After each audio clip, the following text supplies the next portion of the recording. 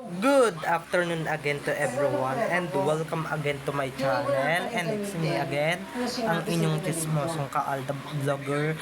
Gusto ko munang magpasalamat sa inyong lahat sa mga walang sawa na tumatangkilik, nanonood, sumusupport at sumusubaybay ng mga content ko here on my YouTube channel.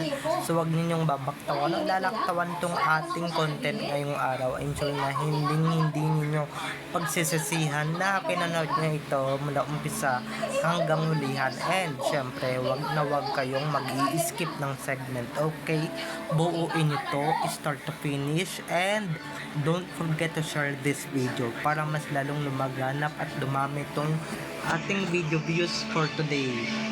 So dumako na tayo sa ating main topic for today's video. Grabe guys, hindi nyo mamantakin guys na 33 anyos na tong si Alden Richards, dahil hindi naman halata dahil mukha pa siyang bata. So ito na guys, watch this. Mamaya ipapaliwanag ko sa inyo ng buong buo. So ito na guys, watch this.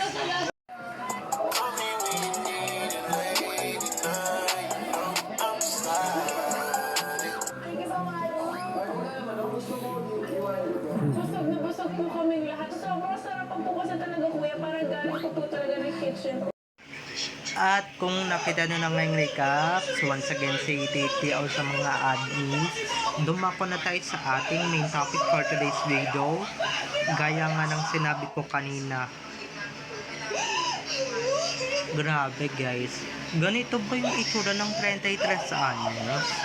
Diba yung mga hindi kulubot, sobrang fresh pa rin, sobrang guwapo pa rin, at ang lakas ng appeal, diba? Hindi gaya ng ibang artista na ganyang itsura. Diyos ko, ang tanda na tignan. Like Arjo at Aiden, diba magkaedad lang sila halos, diba magkaedad lang sila halos, or mas ahead pa si Arjo dyan kay Alden eh. Pero si Arjo mukha ng 40 or 50 anyos na yung, or mukha ng 70 years old ang itsura ni Arjo. Hindi gaya ni Alden guys na mukha pa rin fresh, or mukha pa rin nag-uumpisa siya sa showbiz, diba? Ako guys baka sabihin nila naman na sabit na ako ni Arjo at Alden. Si Alden ang binabalita ko, wala akong pakialam dyan sa hinayupak na yan, okay? Pero eto nga, gaya nga ng sinabi ko kanina, si Alden talaga guys, hindi nyo mamantakin talagang mukhang 33 anyos na. Hindi eh. Dahil sobrang fresh at sobrang bango pa rin tignan, diba? Hindi nyo man lang mahalata yung mga wrinkles niya, although pag walang makeup eh makahalata mo na rin talaga. Diba ibig sabihin, ganyan ka fresh at ganyan ka happy yung aura ni Alden Richards, diba? Paano ba naman kasi, lagi siyang pinapasaya ng Maine, diba? Lagi siyang pinapasaya at lagi siyang minamahal ni Maine Mendoza. Ikaw ba naman mahalin ng isang Maine? Sige nga, diba? Hindi ka ba magiging fresh ng bonggang-bongga? Ay yung isa, palibhasa kasi yung isa, mga bakla lang ang nagmamahal sa kanya. Kaya ayan, looking haggard, not looking fresh, not looking younger looking, or not looking any younger, diba? Napaka-stress, tapos pumasok pa siya sa politika, edi mas lalo pa siyang nai-stress, mas lalo pa siyang tatanda ng bonggang-bongga dahil sa pinapasok niya or dahil sa pinasok niya, diba? Kasi ito nga, diba, maiba tayo, wag tayo puro kay Arjo, okay? Maski yung ibang artista na nakabatch lang halos ni Alden, ang tatanda na tignan, diba? Yung iba eh mukha ng vampira pero matanda na pala, diba? Pero yung iba nadadala nga lang sa makinis na balat, kaya siya napagkakamalang maputi pa rin, or kaya siya napagkakamalang bata pa rin, kasi nga napakaputi, napakakinis. Pero si Alden Richards, grabe, siya pa rin talaga, pasado pa rin bilang matinee idol. Kaya pala hanggang ngayon, di ba, leading man pa rin ang status ni Alden, di ba, at pas tweetums pa rin talaga sa kabila ng lahat ng edad niya. Eto ngayon, kumbaga age like a fine wine, di ba? Nako, pag yan talaga itinapat ninyo kay Arjo, talagang bolok sa hindi na bobolok, di ba? Kaya, di ba, anong sekreto kaya ni Alden? Ang sekreto lang ni Alden is huwag magpakabulok, huwag maging sinungaling, maging fresh, at mapunta ka sa tamang tao talaga. Yun talaga yung number 1 na sekreto kung ba't magiging looking fresh ka at magiging younger looking ka, okay? Hindi gaya ni Arjo na walang nagmamahal sa kanya, wawa naman. Magulang niya lang talagang nagmamahal sa kanya, relatives niya, di ba? Kaya yan, nagmumukha siyang burang at nagmumukha siyang matanda. Paano hindi inspired, di ba? At paano siyang ngingiti, di ba? Isa pa yan sa mga sekreto kung ba't ka bumabata talaga ng bonggang-bongga. Umaga pa lang, umiti ka na talaga para nakaka-fresh, ang gaan ng aura, ang gaan sa pakiramdam, di ba? Hindi gaya ng ibang tao dyan na everyday bumuburangot, bumubusangot, umaga pa lang, di ba? Bumubusangot na, di ba? Lalong-lalo na may problema, di mas lalo ka pang tumanda, di ba? Mas lalo ka pa naging lolohin na nga itsura ni Arjo kung tutuusin di ba? Hindi ko, kung si Arden tinatawag ninyong katayin ang itsura, ayan naman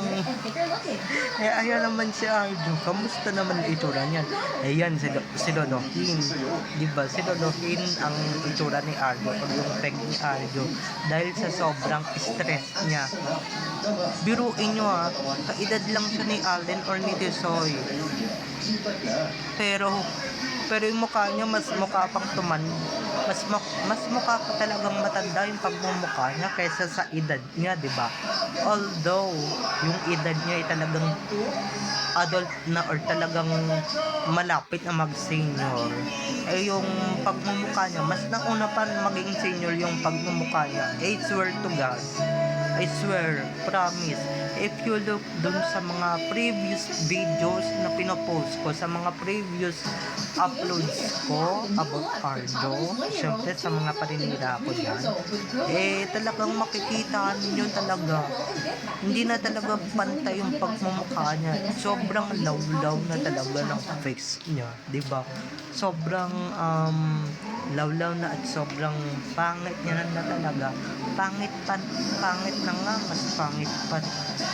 Diba? Kung ano yung ikinapangit niya, mas lalo pa siyang pumangit ng bonggang-bongga, diba?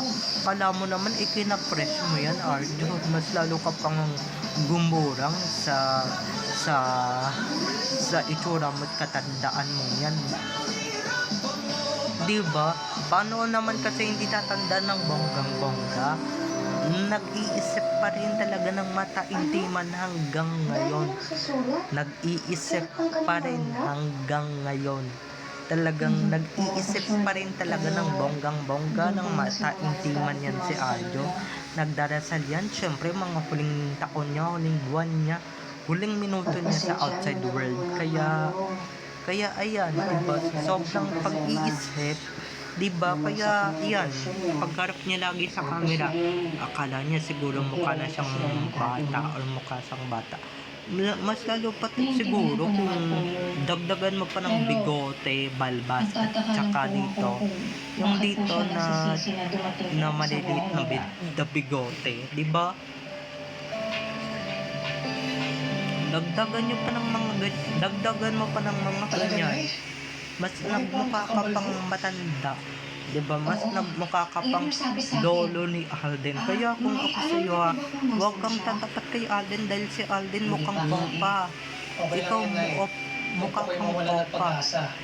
Makikita rin natin siya. Opakan ka namin Sana yan. nga dumating na yung araw na Di yun. ba? Parang siyang inupakan talaga ng bonggang-bongga. At Sana parang, kaya siya, kidding aside tayo mga ka-ADN na nasa mabuti siyang tao. meron talagang mga bata na maagang mag-mature gaya ni Arjo, di ba?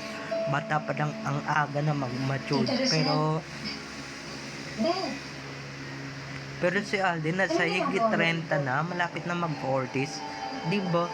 Halatang halata talaga guys na hindi halata na talagang nasa 33 anyos na siya, di ba? Hindi gaya ng iba dyan na yung mga artista na kaligan ni Arjo, talagang mga laos na at talagang mga mature at talagang mga na talagang mga mature na talaga ng bonggang-bongga, di ba? Ako ay Ano nga pala sinabi ni Maluwat ni Romar? hindi ako sa nang huhusga, okay? Hindi ako sa nang judge. Pero talagang pansinin nyo naman talaga yung pagmumukha ni Arjo. Parang Siya at yung asawa ganyan na talaga yung pagmumukha niya. Diba? May linya-linya na yung mukha niya. Grabe. May ganyan no. Sobrang bagsak na yung pagmumukha niya. Diba? Siguro hindi na naalagaan ng bonggang-bongga. Paano ba naman kasi, diba? Hindi gaya dati. Diba na hindi pa siya nabobunyag or hindi pa nabobunyag yung baho niya. Ang dami niya pang pampagwapo. Diba? Mayat-maya. Ayos siya mayat-maya Dinala ko po kayo ng tubig. Mayat-maya nagpapagwapo at nagpapapogi siya. Pero ngayon talaga, Hindi pa kayo lumalabas.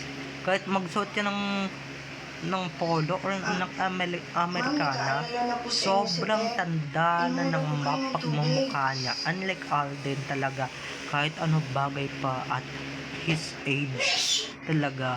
At his age, hindi mo mamantakin talagang papunta na siya sa 40s, okay? Di gaya ni Arjo, nasa 30 na, pero papunta na sa, alam nyo na, sa ganong lugar at sa ganong stage ng kanyang buhay. Ganyan talaga pag nabobonyan talaga yung mga lihim or nasasama ka talaga, talagang dulot sa'yo ay stress, okay? So, bye-bye na mga ka-EDN. I love you all. Have a nice day. Keep safe. And God bless everyone. Bye-bye. I love you all. Enjoy watching. Have a nice day. Keep safe. And God bless everyone. Don't forget to subscribe to my YouTube channel. And syempre, don't forget to click the notification bell para pag nag-upload ako, kayo agad ang unang-unang manonotify at makakanood ng aking mga susunod pang i-upload ng mga videos. Okay? So, bye-bye na mga ka-EDN. I love you all. Have a nice day. Keep safe. And God bless everyone. See you on my next video. Bye-bye. Enjoy watching.